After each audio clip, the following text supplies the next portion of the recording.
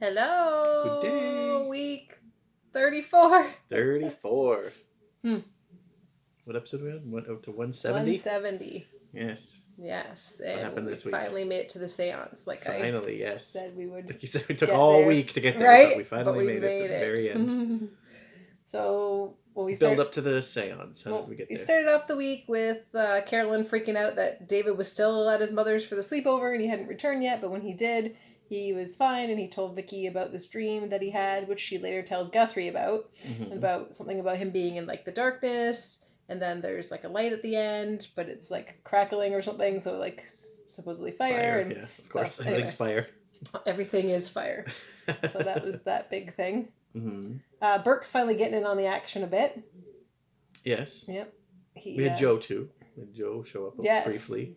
Mm-hmm. Carolyn wants him back, but he's moved on. Thankfully, he's with Maggie now. Yes. So Burke was starting to wonder about Guthrie and who Guthrie is, and talked to Laura a bit, and he was starting to suspect that Guthrie might not actually be this doctor that he says he is. Yes. And he might secretly be a private investigator who's investigating Laura, trying to find out about this fire in Phoenix and stuff. Really wrong. Which is a pretty good theory. Yeah. But so it's obviously not true. So he warns Laura he's trying to protect her still for some reason. Yeah. And then he calls Guthrie and has him meet him at the Blue Whale. Mm-hmm. To question him and confront him with what he thinks he knows, which is nothing. Right. And he's questioning Sam about what he told Guthrie at the house, and Sam told Guthrie about how he got his hands burnt at the Blue Whale before Burke came. More evidence for Guthrie there. Yeah.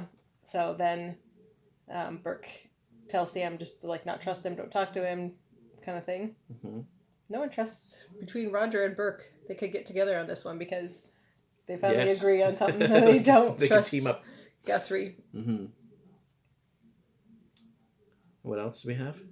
What else do we have? after all the Burke stuff. She's trying to.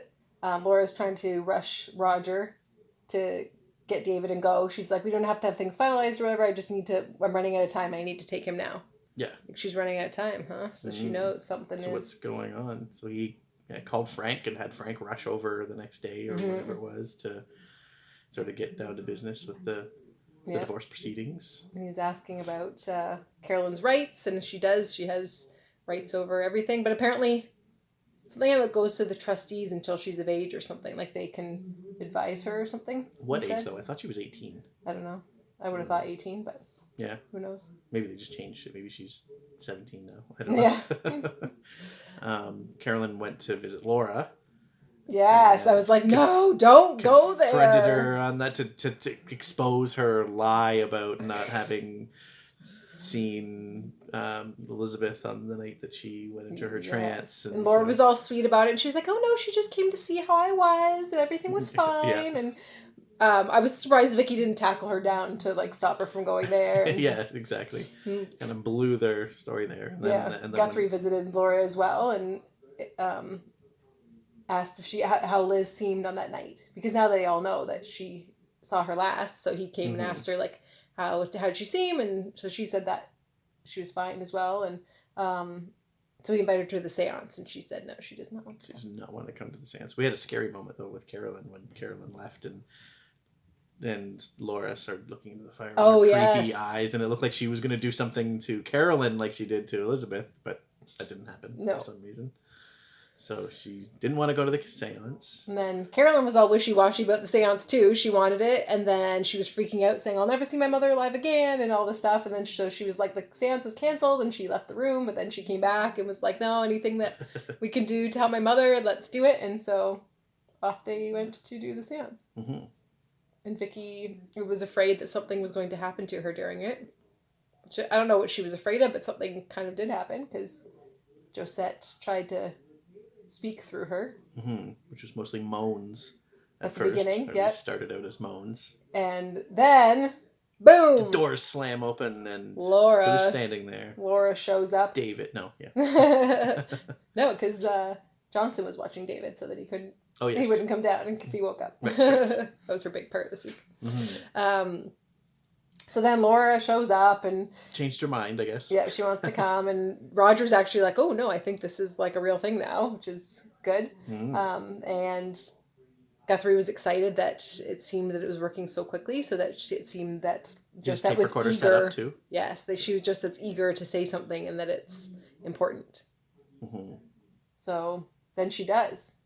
Laura joins the séance, and she was speaking in French.